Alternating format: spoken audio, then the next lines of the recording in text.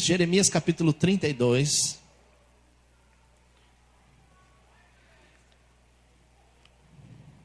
Aliás, Jeremias capítulo 2, perdão. Olha, Jeremias capítulo 2.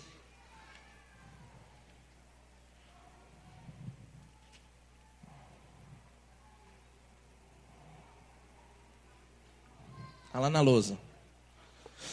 Eu vou ler nessa versão aqui, que a minha versão ela é bem diferente dos irmãos. Diz assim: porque o meu povo fez duas maldades. A mim me deixaram o manancial de águas vivas e cavaram cisternas rotas, que não retêm água. Amém? Eu vou contar até 3, os irmãos leem esse versículo que está aqui no telão. 1, 2, 3. Porque o meu povo...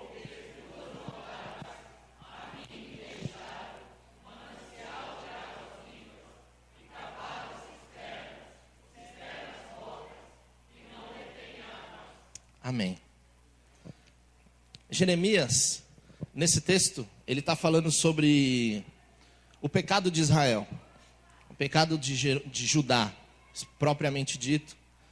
E ele prevê, através de uma revelação de Deus, que Nabucodonosor, o rei da Babilônia, entraria em Jerusalém e tomaria Jerusalém, e deixaria aquela cidade sitiada.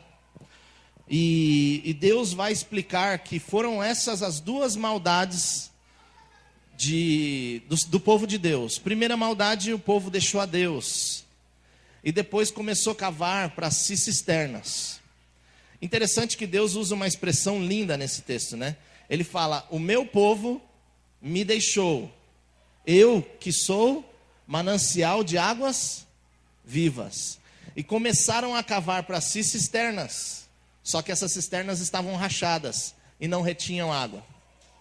O que Deus quer nos ensinar nessa noite? Eu vou tentar trabalhar esse texto de trás para frente. Eu queria perguntar para vocês aqui, quem não tem nenhuma preocupação na sua vida, levanta a mão. Amém. Já começamos bem, estamos num consenso geral. Todos nós temos alguma preocupação. E mais, talvez você esteja aqui nessa noite e sua cabeça está lá na sua preocupação. Não vou pedir para levantar a mão, porque talvez você fique constrangido. Mas, de certa forma, todos nós temos muitas situações na nossa vida que nos tiram a atenção realmente de Deus, que garante para nós a forma certa, o jeito certo de se tratar com os problemas. É ou não é verdade? Alguns problemas nossos são tão intensos na nossa vida, que a gente se preocupa mais com o problema do que confia no Senhor. É ou não é verdade? Alguma vez aqui alguém teve problema de falta de fé? Eu sou um dos primeiros a levantar a mão. O seu problema, às vezes, ele é tão intenso para você, é uma batalha tão grande que ofusca na sua cabeça, na sua fé, a presença e o poder de Deus de realizar um milagre na sua vida. Só que o que acontece? Os homens, eles são especialistas. Os homens, estou dizendo, os homens e as mulheres, nós somos especialistas em tentar consertar os nossos problemas sem recorrer a Deus. Nós somos especialistas nisso. E nós começamos a traçar planos, metas, a traçar caminhos para que a gente resolva os nossos problemas. Tentem entender junto comigo. Tentem se enxergar dentro dessa mensagem. Imagina o seguinte: você tem na sua cabeça, quem é empregado aí que trabalha numa empresa? Você tem na sua cabeça de que na hora que você entra lá, aparece no quadro de avisos: nós estamos fazendo um corte, essa é uma meta da empresa agora, diminuirmos gastos. E na sua cabeça você é o próximo demitido dessa empresa.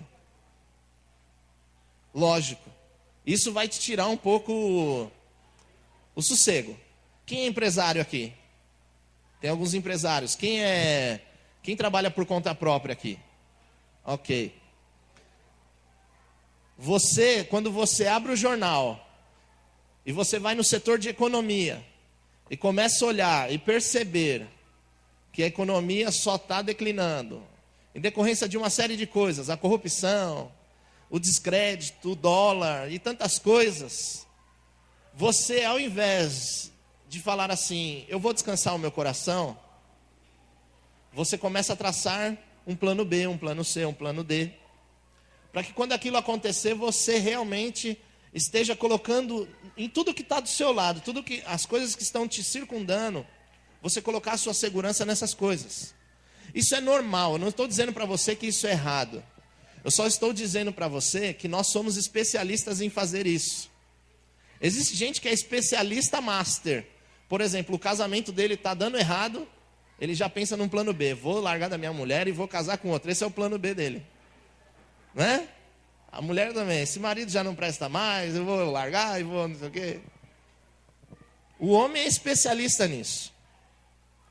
Mas por que isso acontece? Nós estamos vivendo num tempo em que as coisas elas não têm mais valor. Diga comigo, hoje em dia, as coisas não têm mais o seu devido valor. Não tem mais o seu devido valor. Você compra um celular hoje, daqui a 6 meses você acha que esse celular é um lixo. Na verdade ele não é um lixo. Ele só é a penúltima coisa melhor que tem no mercado. Porque até 6 meses atrás era o melhor, mas já perdeu o seu valor para você. Há tantas coisas que nós fazemos e não percebemos, que estamos de forma simples, tirando o valor das coisas que são realmente têm valor e dando descrédito a isso. Uma coisa simples, a amizade, né? Eu citei isso na igreja no domingo passado que eu preguei em outro texto, mas eu citei. Quem aqui tem 500 amigos no Facebook? Levanta a mão. Uma média de 500. Quem tem mais de 500? 1.000. Quem tem mais de 1.000? Quem tem 1.500? Eu tenho 1.700 e pouco, acho que uma coisa assim. Quem tem 2.000 amigos no Facebook? Já chegamos a 2.000. Quem são os nossos amigos de verdade? Quem são os nossos amigos de verdade? O número de amigos que a gente tem é aqueles que estão lá no Facebook, no Instagram? É? Não é. E nem aqueles que curtem as coisas que a gente posta, às vezes também não são nossos amigos. Então, às vezes a gente dá valor a esses status. Puxa, eu tenho 2.000 amigos no Instagram, tenho 2.000 seguidores. Ninguém te segue nada. Mas as pessoas valorizam isso. Uma coisa simples. Se você que é desconhecido, assim como eu sou desconhecido, você colocar um videozinho, tomando um café da manhã, fazendo uma brincadeira com o seu cachorrinho, e de repente esse vídeo tiver mais de 1 milhão, 2 milhões de acessos, 5 milhões, pode ter certeza que em menos de um mês, está no programa da Eliana lá no domingo, vão te perguntar que sucesso é esse? Que sucesso maravilhoso é esse que você que postou um vídeo tomando café da manhã e fazendo uma brincadeira com seu cachorrinho ou com seu filhinho, que agora você é o sucesso. Você posta uma música cantando, né? Aquele hino, aquela canção, né? Que o pessoal cantou lá, um grupo de irmãos, e aí cantou feio pra chuchu e bombou na internet, né? Eu até esqueci a canção. Você lembra da canção? Alguém lembra da canção? Oi? Nos galhos secos de uma árvore qualquer, uma canção linda que estava esquecida, onde ninguém... Aí vem aquele refrão, aí aquele menino dá aquele grito horrível. Já era, sucesso, bombou na internet, fama, vai em todos os lugares, sucesso. As pessoas estão dando valor a isso. As pessoas estão valorizando essas coisas que são efêmeras. Cadê esse grupo de irmãos aí que cantou? Já foi, né? Já foi. E Deus está nos explicando que nós estamos Já na época de Jeremias, ele também dizia isso, que aquela sociedade já vivia nesse tipo de coisa, já vivia presa a coisas que circuncidam a elas e fazendo delas a sua própria segurança. Vou dar um exemplo meu. Não vou dizer que eu sou super-homem por isso não, mas foi por ato de fé. Eu e minha esposa chegamos na nossa liderança e falou: Deus tem um chamado para nós irmos para o Egito. A nossa liderança falou: tem mesmo? Tem. Nós estamos com você, minha liderança disse. Eu falei: uau. Falou assim: inclusive nós vamos tirar uma foto de você e vamos afixar no quadro de missionários da Igreja do Evangelho Quadrangular. Eu e minha esposa dissemos: uau. Agora a gente vai sair na circular, todas as quadrangulares do Brasil, vai aparecer nossa foto como missionários, né? Pensando aqui, né? Como homem. Mas o meu líder chegou e deu a mão para nós e falou assim: vocês vão para o campo por 1 ano, sem nenhum sustento. Se Deus chamou vocês, Ele vai suprir. E nós vamos estar aqui somente intercedendo por vocês. Vocês topam essa missão? Aí eu disse: uau. A foto estava bonita. A foto era linda. Todo mundo recebendo nossas circulares, o Brasil todo, convenção e tudo mais. São missionários da Igreja do Evangelho Quadrangular no Egito. Mas nós não tínhamos R$1 de sustento da nossa igreja. Aí o meu pastor percebendo, a nossa liderança percebendo o quanto era importante o chamado de Deus para nós, falou: vou pagar a passagem de vocês. Falei: já ajudou. Pelo menos eles vão jogar nós lá. E aí, se a gente tiver, não tem como sair, né? Joga e fala: não tem como sair. E eu sempre ouvindo uma voz: quem te chamou fui eu. E a voz vinha lá do céu: quem chamou você fui eu. E nós passamos durante 1 ano lá no Egito, com uma despesa mensal de R$5.000, mais ou menos $1.100, $1.200. E nós não tivemos falta de absolutamente nada. Deus nos sustentou, Deus levantou irmãos, Deus levantou amigos. Olha, Deus mandou falar para você, Deus levantou familiares. A obra de Deus é linda. Aí quando nós voltamos, nós conversamos com a nossa liderança. E aí sim, depois de termos plantado muita coisa, a nossa liderança falou assim: a gente percebeu que o chamado de vocês realmente é de Deus. E agora nós vamos investir em vocês. E agora nós temos nosso sustento. E ainda nos deram dinheiro para nós abrirmos a nossa academia lá no Egito. Mas o bom de Deus é que não acaba aí. Quando nós fizemos o levantamento lá no Egito de quanto era necessário para abrir uma empresa, nos falaram $5.000. Aí cheguei na minha liderança, conversei com o meu pastor, coisa rápida, ele falou: $5.000? Em fevereiro, os $5.000 está na conta de vocês. Louvado seja o nome do Senhor. No começo de janeiro eu recebo uma ligação do meu chefe de campo lá do Egito. Aí ele falou: Tiquinho, tem uma notícia não muito boa para te dar. Eu falei: o que foi, Antônio? Ele falou assim: lembra daqueles $5.000? Eu falei: lembro. Já está tudo certo os $5.000. Ele falou: não é 5, é 17. Eu falei: como assim? Ele falou: além dos 5, vai precisar mais de 12, porque o governo egípcio pediu para que fizesse um depósito, comprovando um capital inicial que vocês têm condições de se manter por um certo período e que a empresa não vai ser uma empresa de fachada. Aí eu falei: Antônio, eu não vou pedir isso para o meu líder. Porque eu, como funcionário da igreja, já tratei com o meu líder um valor. Agora eu não posso fazer isso, chegar para ele e falar: pastor, desculpa, eu sou um louco, falei 5, agora é 17. Mas eu falei assim: eu sei para quem que eu posso recorrer. E aí essa ligação eu recebi no sofá, gente. O que vocês acham que aconteceu comigo, aqui por dentro? Vamos lá, me ajuda. O que vocês acham que aconteceu comigo? Um negócio estranho aconteceu aqui, né? Começou no coração, veio para a mente, foi para o intestino.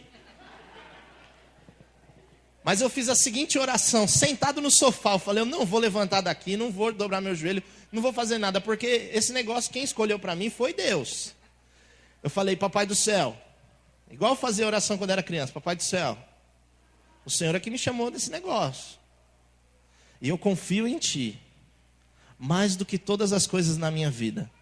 Eu confio no Senhor mais do que eu confio na minha liderança, mais do que eu confio nos meus amigos, mais do que eu confio na minha igreja. O Senhor tem o melhor para nós. Pois bem, meu chefe, depois de alguns dias, me retorna, porque ele também ficou de orar, porque aconteceu o mesmo problema com ele lá. Só que no dia que Deus falou para ele, manda um e-mail agora para todos os intercessores, no mesmo dia ele me ligou, ele falou assim, acabei de mandar um e-mail para todos os intercessores, pedindo para que nos ajudassem em oração. Falei, amém, mais gente orando por nós, melhor. Aí ele falou, mas eu recebi uma resposta agora, em 30 minutos depois que eu mandei o e-mail.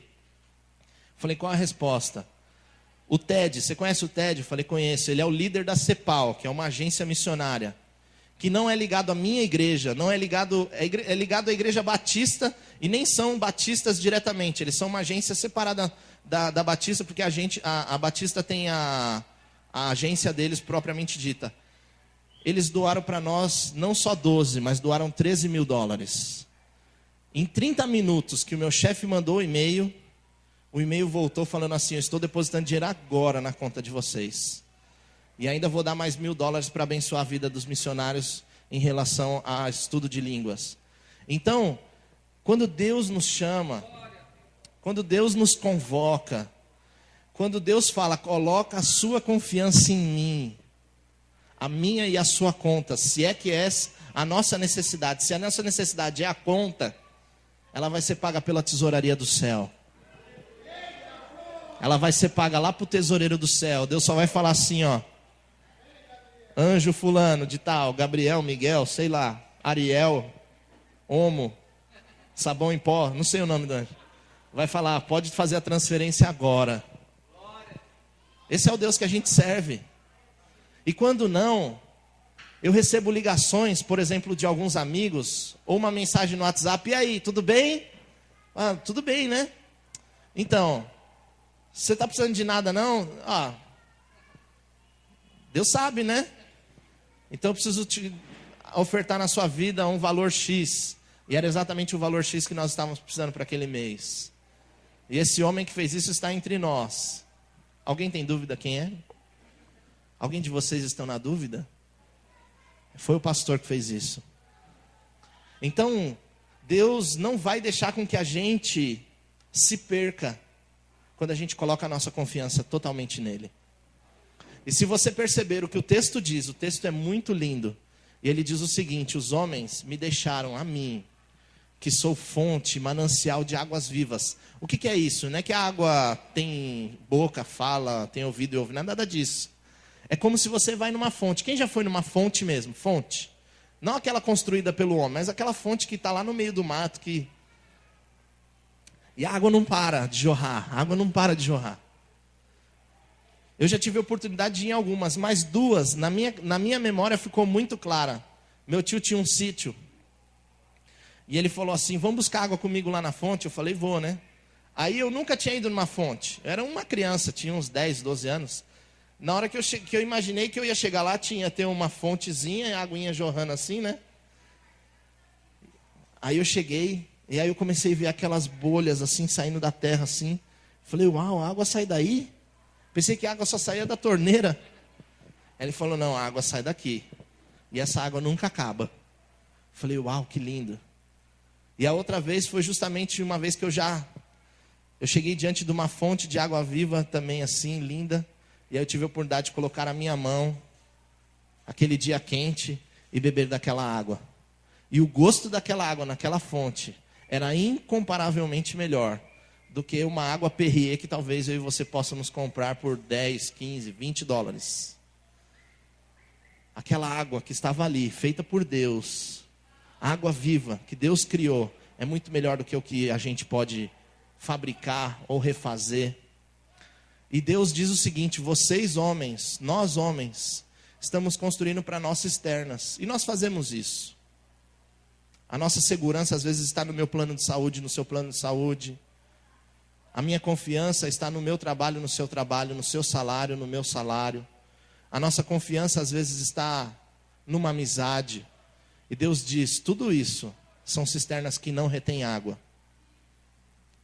Mas existe uma possibilidade de nós voltarmos para Deus, manancial de águas vivas, e saciarmos a nossa sede diretamente na fonte.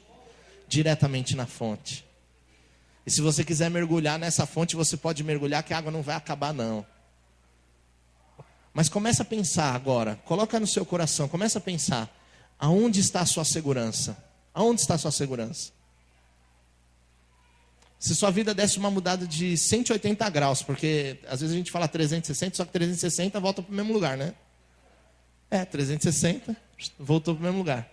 Uma virada de 180 graus, mudar daqui, aonde está a minha e a sua confiança? Será que a nossa confiança está no Senhor? E a gente poder dizer como homens de Deus disse: eu vim nu para o mundo e vou voltar nu para o pó. Isso não vai fazer a menor diferença para mim. O importante é glorificar o nome de Deus. Você vai ver homens e mulheres de Deus na Bíblia que Deus chama para ser açoitados, como é o caso de Paulo, para sofrer naufrágios. Um homem que teve uma mudança de vida, simplesmente ele era um dos principais em Israel, membro do Sinédrio, tinha um status social dentro daquela sociedade como poucos. Ele era como se fosse um senador. Imagina, um senador da República do Brasil. É pouca coisa? Não é pouca coisa. Não é pouca coisa. Ele era membro do Sinédrio. Deus chama a Paulo e diz o seguinte para Paulo: Paulo, fica tranquilo, eu vou te mostrar o quanto é necessário você padecer pelo meu nome. Esquece esse seu status social, esquece essa sua postura e vem sofrer naufrágios por meu nome. Vem sofrer açoites por causa do meu nome. Vem sofrer talvez um pouco de fome por causa do meu nome. Vem passar por dificuldades por causa do meu nome. Larga esse status de ser super-herói dentro de uma sociedade e começa a ser perseguido agora por essa sociedade. E Paulo, no final da sua vida, ele diz assim: eu não sei mais o que é importante para mim, estar vivo na carne, porque eu posso ter comunhão com os irmãos, ou ir para a glória e me encontrar com o meu Deus. Se Deus falasse para você que quer te levar agora, pergunta isso para a pessoa que está do seu lado, mas não pede para ela responder não.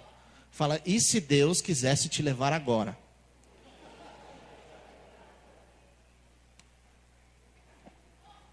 Por que eu faço essa pergunta?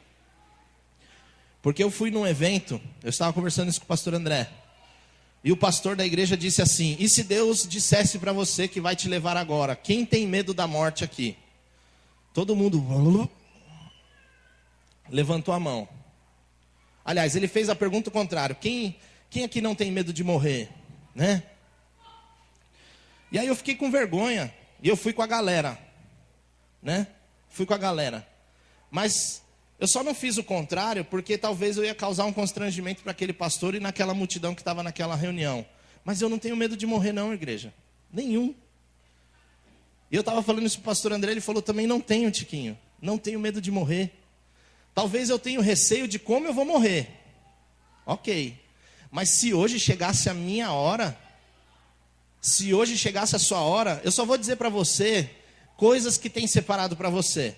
Simples, um versículo resume tudo na Bíblia. Nem o olho viu, nem o ouvido ouviu, nem subiu ao coração do homem o que Deus tem preparado para os que nele esperam. Ou seja, se para você largar isso aqui é bom, eu quero dizer, não é tão bom, eu quero dizer que o que Deus tem preparado para você é muito maior do que isso aqui. Então morrer seria o lucro do lucro do lucro do lucro. Era assim, é como se Deus chegasse para mim hoje e dissesse no meu ouvido: Tiquinho, chegou a sua hora. Eu ia ter a oportunidade de chegar para minha esposa e falar: bem, sorria comigo, por favor. Eu não vou chorar agora não, bem. Eu te amo demais, mas Jesus está me chamando. A nossa união é muito boa, mas a união com Deus é muito melhor. E se Deus chamar ela também, eu sei que Deus vai preparar esse momento de glória para alguns de nós. Você vai perceber que lá na glória você vai ver o quanto foi bom ter escolhido por Cristo. E a gente não precisa ter medo da morte. Essa vida que nós vivemos, nós fazemos a troca por isso. Não quero estar com o Senhor, quero ficar mais um pouquinho nesse Brasil. Uau, que troca é essa, né? A nossa confiança então está nessas coisas. Sabe por que as pessoas têm medo da morte, pastor? Porque elas deixam coisas para trás e que não dá para consertar mais. E aí gera certo remorso às vezes. Eu poderia ter feito isso lá atrás. Se eu morrer agora, como é que vai ficar? Mas quando Deus nos chama, as coisas velhas se passaram, eis que tudo se fez novo. Se Deus escreveu uma história linda para você e Deus quiser te levar agora, vai para a glória e vai para a galera. Em nome de Jesus, porque é muito melhor estar com Cristo. Essa é a esperança da nossa vida, não é? Eu não tenho medo da morte, nenhum medo da morte. Tenho medo, talvez, do jeito que eu vou morrer. Não quero ficar numa cama, dando trabalho para minha esposa. Eu vou chegar igual Jesus e falar: Pai, entrego a mim o Espírito. Pai, entrego a Ti o meu Espírito. Vai logo, vai Jesus, vai, me leva. Não quero dar trabalho para minha esposa. Mas estar na glória com Cristo é muito melhor. Mas eu quero só deixar um versículo aqui com vocês, antes de finalizar, que eu ainda tenho alguns minutinhos. Jeremias capítulo 37, 38, e vou ler também mais um texto. Jeremias capítulo 32, versículos 37, 38. A gente que está vivendo nesse mundo conturbado, mas que coloca a nossa confiança no Senhor, Deus tem uma palavra para nós. E a palavra é a seguinte: eis que eu vos congregarei de todas as terras, para onde os lancei na minha ira, no meu furor e na minha grande indignação. Tornarei a trazê-los a este lugar, e farei que neles habitem seguramente. Eles serão o meu povo, eu serei o seu Deus. Eles serão o meu povo, e eu serei o seu Deus. Aquele texto que a gente leu de Jeremias, Deus estava tratando no coração daquele povo. Vocês me abandonaram, vocês estão construindo para vocês cisternas rotas que não retêm água, tiraram a confiança de mim, adoraram outros deuses, mas por meu amor, eu vou trazer vocês de volta para esse lugar. E eu vou congregar vocês de todos os lugares para esse lugar santo. Eu serei o seu Deus e vocês serão o meu povo. Mas sabe com quem que Deus vai fazer isso?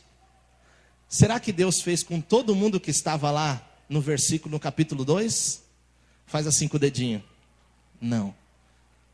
Diga assim para o irmão que está do seu lado: não foi com todos. Alguns pereceram no caminho. Mas eu vou te dizer para quem Deus fez a sua bênção ser concretizada. Jeremias fala do cativeiro da Babilônia, certo? Não fala do cativeiro da Babilônia?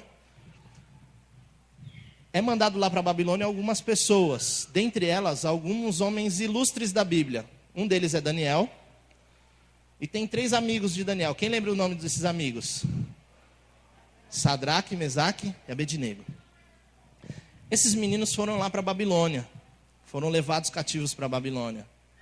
E de repente deu a louca no rei, no Nabucodonosor. Ele era doidão mesmo. Se você for estudar a história e perceber que ele era realmente um malucão. Aí ele resolve construir uma estátua. E diz assim: eu vou mandar tocar a trombeta e vocês vão ter que todo mundo se ajoelhar diante dessa estátua. Ele era tão louco, porque ele poderia dizer para as pessoas: vocês vão se ajoelhar diante de mim, né? Mas ele constrói uma estátua e diz que o povo ia se dobrar diante da estátua. Ou seja, ele criou uma figura que teria que ser adorada mais do que ele próprio. Mostra que ele era louco mesmo, e burro inclusive. Alguns aspectos inteligentes, mas outros era burro, né? Era mais fácil falar igual o faraó: se dobre diante de mim, que eu sou a representação do Deus Sol e tá. Aí o povo tinha que se dobrar. Não, ele falou: não, vou fazer uma estátua, se dobre diante da estátua, né? E aí, toca ali a trombeta. E quem fica de pé? Quem fica de pé na hora que trocou a trombeta? Sadraque, Mesaque e Abednego. 3 mocinhos ficaram de pé. E o rei gostava deles. E o rei chegou para ele e falou assim: vocês são loucos? Vocês não ouviram a trombeta tocar, não? Mas eu vou dar mais uma chance para vocês. E vai tocar trombeta e vocês vão ter que se dobrar. Aí os meninos, antes que a trombeta trocasse, antes que tudo isso acontecesse, os meninos já chegaram para o rei e falaram: rei, não adianta você fazer isso, porque sobre essas coisas você já sabe. Nós não nos dobraremos diante da sua estátua. E o rei fala assim: então a fornalha vai ser aquecida 7 vezes mais, e vocês vão ser jogados na fornalha. Só que interessante que antes pegaram esses meninos, se você for ler no capítulo 3 de Daniel, se eu não me engano no 3, ataram esses meninos, digam comigo, ataram esses meninos, ataram as mãos dele, ataram os pés deles, e jogaram eles na fornalha. Aí eu pergunto para você, para que atar a mão de alguém e os pés de alguém para jogar na fornalha? Para quê? Dava tempo de sair? Não. Porque até os soldados que foram jogar Sadraque, Mesaque e Abednego dentro da fornalha já morreram do lado de fora. Já morreram do lado de fora. Então não precisava nem ter atado as mãos e os pés daqueles meninos. Só que aquilo foi para provar que Deus estava com ele mais uma vez. Porque na hora que lançaram aqueles meninos na fornalha, com as suas mãos e seus pés atados, a Bíblia vai declarar que a única coisa que se queimou foram as ataduras que os amarravam. Porque o texto vai dizer, de forma expressa, eles estavam andando dentro daquela fornalha. E um quarto homem estava lá com eles. Ou seja, além deles serem livres de não morrerem na fornalha, Deus os tornou livres dentro da fornalha. Se o mundo quer colocar em nós alguns estigmas, alguns valores que não são os valores de Deus, isso para nós é uma fornalha, e é mesmo. Se nós andamos no curso desse mundo e percebemos que esse curso do mundo não vai dar em nada, e o mundo nos força a fazer isso, isso é uma fornalha para mim e para você. Talvez o mundo acredite que eu e você estamos de mãos atadas. Talvez o mundo acredite que eu e você estamos com os pés atados. Mas dentro das fornalhas da nossa vida, Deus nos torna livres. Deus nos torna livres. As roupas daqueles meninos não se queimaram. As sandálias dos pés deles não se queimaram. Somente as ataduras que os prendiam. O mundo pode tentar nos prender, irmãos. Mas nesse mundo nós estamos livres em Cristo Jesus. Nós somos mais livres do que alguém que escolhe ser viciado. Nós somos mais livres do que alguém que escolhe adulterar. Nós somos mais livres do que alguém que escolhe fazer as coisas erradas. Deus nos chamou para sermos escravos dele, da sua glória. E existe um texto lindo em Levítico que ensina sobre o ano sabático, que diz assim, que depois de 7 anos, em que uma pessoa era escravo de um judeu, esse judeu deveria dar para ele, depois de 7 anos, a liberdade. Só que esse mesmo escravo poderia dizer: eu não quero a liberdade, eu quero continuar sendo escravo desse Deus, porque Ele é tão bom para mim. Eu quero continuar perto desse Deus, que Ele é tão bom para mim. Ele é o meu Senhor, eu sou o seu escravo. E aí chegavam para esses escravos que queriam continuar na escravidão desse Senhor, que era tão bom, tão maravilhoso, e marcavam as orelhas dele com um furo, em sinal de que eles eram escravos livres, mas permaneciam debaixo da soberania de um Deus muito mais poderoso do que eles. Será que nessa noite tem escravos livres aqui? Será que nessa noite tem pessoas que foram jogadas na fornalha, estavam com suas mãos atadas, mas agora estão livres na fornalha? Será que eu posso olhar para a sua vida e ver na sua orelha uma marca de alguém que é livre, mas prefere ficar debaixo da soberania de um Deus poderoso? Se coloque de pé.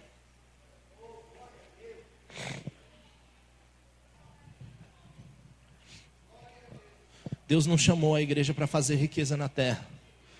Deus não chamou a igreja para vender casa, para vender carro. Deus não chamou a igreja para nada disso. Deus só chamou a igreja para ensinar o evangelho simples para as pessoas, para que elas se tornem livres dentro das suas fornalhas, para que elas tomem a decisão não baseada nas suas emoções, como muitas vezes a gente toma, mas baseado na palavra de Deus. Senhor, eu sei que essa decisão para mim vai ser muito mais difícil de tomar do que eu tomar a decisão livre do meu coração, mas eu sou um escravo do Senhor, eu sou livre, eu tenho orelha marcada para tomar uma decisão de permanecer baseado na sua palavra, porque ela não volta vazia e ela faz tudo que tem realmente que tem que fazer. E lá na frente, quando a gente semeia diante do Senhor essa fé, essa cumplicidade no Espírito Santo de Deus, o Senhor nos torna pessoas felizes, completas, mais do que se a gente tivesse 1 milhão de cisternas que não guardassem águas para nós. É melhor estar na fonte. Quem quer estar na fonte aí nessa noite? Vamos usar uma outra analogia da Bíblia. Um profeta chegou diante de uma fonte numa visão e Deus falou assim: onde está a água em você aí? Agora está no pé. Quer entrar mais não? Eu quero, então vem. Agora onde está a água? Agora está no joelho. Só isso? Vem mais fundo. Ou agora a água está na cintura. Mas ainda pode mais. Eu e você podemos nadar no rio do Espírito Santo de Deus. A gente pode ir mais fundo com o Senhor.